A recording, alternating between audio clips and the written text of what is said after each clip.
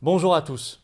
L'enquête publiée le 16 janvier par Nice Matin aurait dû être un coup de tonnerre dans la crise Covid, révélant des écarts jusqu'à 60% entre le nombre de lits d'hospitalisation Covid-19 annoncés officiellement et ce que font remonter les acteurs de terrain dans la réalité.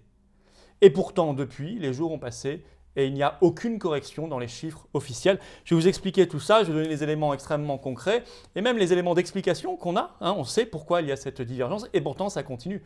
C'est fondamental de rectifier les choses et de faire savoir cela parce que c'est sur ces chiffres-là, hospitalisation, réanimation, etc., et vous le savez, que se fondent toutes les politiques de restriction et c'est comme ça que le gouvernement les justifie aux yeux des Français. On va donc aller directement droit dans le tas et on va poser le problème clairement dans cette vidéo. Avant cela, je vous donne des informations pour nos grands rassemblements de fin de semaine contre la coronafolie. Il y en a partout en France, vous allez voir. En fin de vidéo, je vous donnerai les horaires et les adresses exactes par ville. Donc rendez-vous en fin de vidéo là-dessus.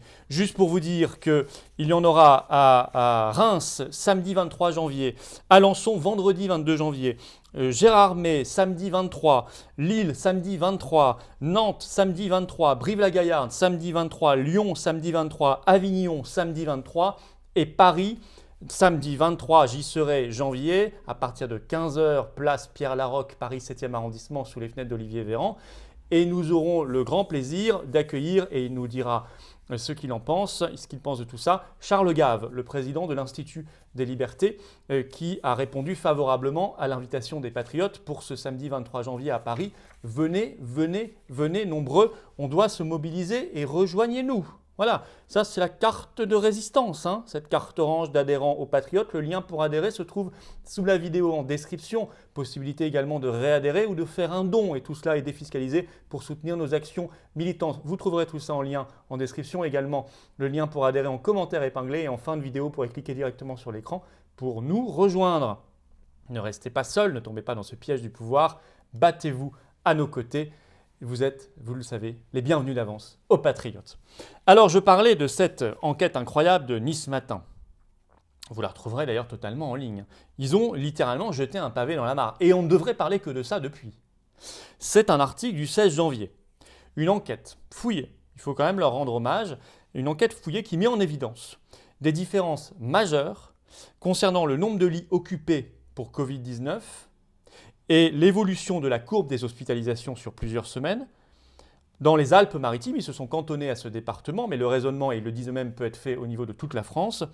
Différence entre les données officielles, celles de Santé publique France, que vous retrouverez tous les soirs à la télévision, celle d'Olivier Véran, et celles fournies au quotidien par les acteurs de terrain, par les structures hospitalières, réellement, les hôpitaux, dans le département. Alors je vais vous montrer d'abord la courbe que publie Nice Matin, qui vous montre les différences incroyables, y compris dans l'évolution. Voilà, vous voyez ? Donc en rouge, c'est les données de Santé publique France officielles. En bleu, c'est la réalité de terrain dans les Alpes-Maritimes. Sur plusieurs semaines. Vous voyez, même non seulement il y a un écart de plus en plus important, mais en plus parfois ça monte en rouge, alors que ça baisse en réalité dans la réalité. Voilà, ça c'est quand même stupéfiant. Alors quelques heures plus tard, après la publication de cet article, comme quoi ça a quand même remué, Nice Matin nous a avertis et a appelé notre attention sur le fait que le directeur général de la santé, Jérôme Salomon, avait envoyé une note à tous les hôpitaux de France qui s'intitule « Message d'alerte » à l'ensemble des établissements de santé pour leur demander d'actualiser leurs données concernant le Covid. Bon, ça a été fait le 16 ou le 17 janvier. On est le 20 janvier, je n'ai toujours pas vu de correction dans les chiffres de Santé publique France pourtant. Bon. Alors, Nice Matin explique dans son article, dans son enquête, qu'ils ont commencé à enquêter parce qu'ils ont reçu spontanément, disent-ils, beaucoup de courriers de médecins hospitaliers des Alpes-Maritimes qui leur ont signalé leur étonnement sur les chiffres et les évolutions données par Santé publique France. Et Nice Matin note, je cite, des différences majeures.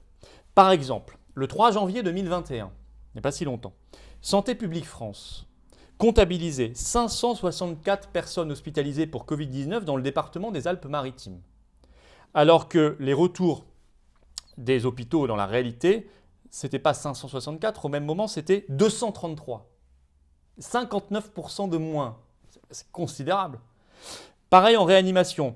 Le 3 janvier, Santé publique France comptait dans les Alpes-Maritimes 69 personnes Covid-19 en réanimation. Dans la réalité, c'était 55, soit 20% de moins. Un écart là aussi très important. Alors, il y a des explications qui sont données par des acteurs qui parlent sous l'anonymat ou pas dans l'article, dans l'enquête de Nice Matin. Donc d'abord, on nous dit Santé publique France garderait dans ses bases de données des patients qui n'ont plus le Covid, mais qui sont toujours à l'hôpital parce qu'ils sont maintenant en ce qu'on appelle en SSR, c'est-à-dire en soins de suite et de réadaptation. Sauf que ça n'a plus rien à voir avec une hospitalisation Covid. Alors, il y a un autre spécialiste en santé publique, mais qui garde l'anonymat, qui s'exprime dans cette enquête, et je le cite. De façon plus générale, les malades du Covid-19 qui quittent l'hôpital après un séjour en réanimation ou dans un autre service ne sont pas toujours sortis des bases. Donc, c'est-à-dire qu'eux, ils ne sont même pas en soins de suite et réadaptation, ils sont juste sortis de l'hôpital, ils sont guéris, ils sont partis. Pourtant, ils sont toujours annoncés le soir dans les chiffres d'hospitalisation, voire de réanimation. Par ailleurs, autre explication, quand une personne est hospitalisée pour autre chose, mais rien à voir, par exemple insuffisance cardiaque, diabète, enfin tout ce que vous pouvez imaginer qui vous amène à l'hôpital. Mais en arrivant, ils sont testés, test PCR, et ils sont testés positifs Covid. C'est un peu le hasard, il se trouve qu'au même moment, ils ont effectivement le Covid pendant leur séjour. Alors, ils seront comptabilisés en hospitalisés Covid, et non plus pour diabète ou insuffisance cardiaque, etc. Donc évidemment, ça gonfle les chiffres. Bon.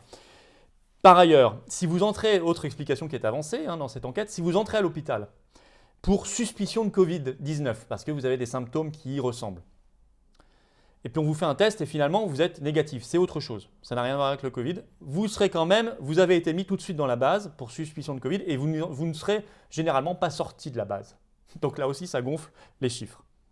Alors Nice Matin écrit « La problématique est certainement nationale ». Et oui, d'ailleurs, la Direction générale de la santé l'a avoué elle-même par cette note envoyée nationalement le lendemain par Jérôme Salomon. Il ne l'a pas envoyé qu'aux établissements de santé des Alpes-Maritimes, il l'a envoyé dans toute la France, ce qui prouve bien que c'est effectivement national.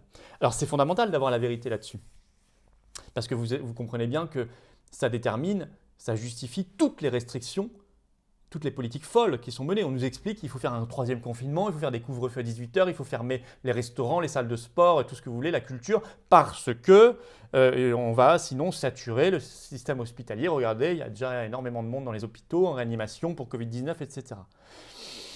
Alors, je vais vous citer là une personne qui s'exprime dans cet article aussi de Nice Matin, qui explique très concrètement tout ça. Vous allez voir, c'est très, très intéressant. Je le cite. Alors, c'est un acteur de terrain, mais on ne sait pas qui, c'est sous l'anonymat. En pleine décroissance des hospitalisations, les journaux titraient « L'épidémie repart ». Et lorsque le couvre-feu à 18h a été instauré, on a aussi dit « Ça explose à Nice ». La réalité, c'est que ça n'évoluait pas plus qu'ailleurs, dans les vrais chiffres. Voilà ce qu'exprime cet acteur de terrain, mais c'est dramatique. Cette divergence. D'ailleurs, le problème n'est toujours pas réglé parce que dans un article plus récent du 18 janvier, Nice Matin toujours, explique ceci. On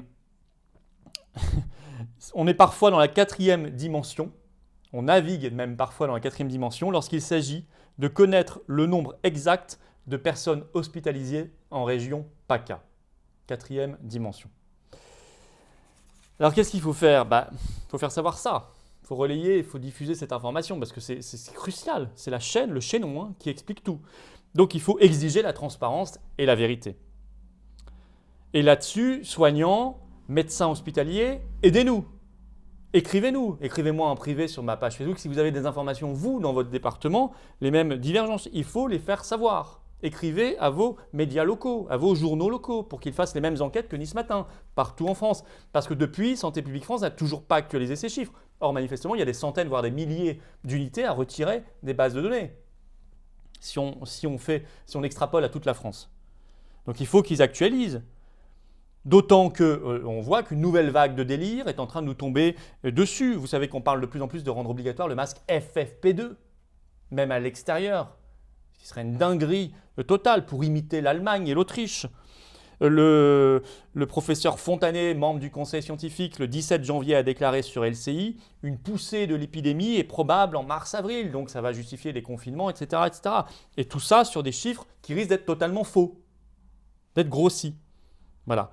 Donc il faut absolument faire pression sur cette affaire pour avoir la transparence, la vérité, ce qui nous permettra de partir sur d'autres bases et d'avoir avec nous le peuple français parce qu'il verra qu'il n'y a pas les chiffres qu'on lui annonce dans la réalité. Pour cela, il faut se faire entendre. Venez à nos rassemblements. Alors, je vous donne les adresses, les horaires comme promis. Donc, Paris, 23 janvier, 15h, place Pierre-Laroque. J'y serai. Il y aura Charles Gave. C'est important. Il y a également des étudiants qui vont s'exprimer. Bref, soyez extrêmement nombreux sous les fenêtres de Véran.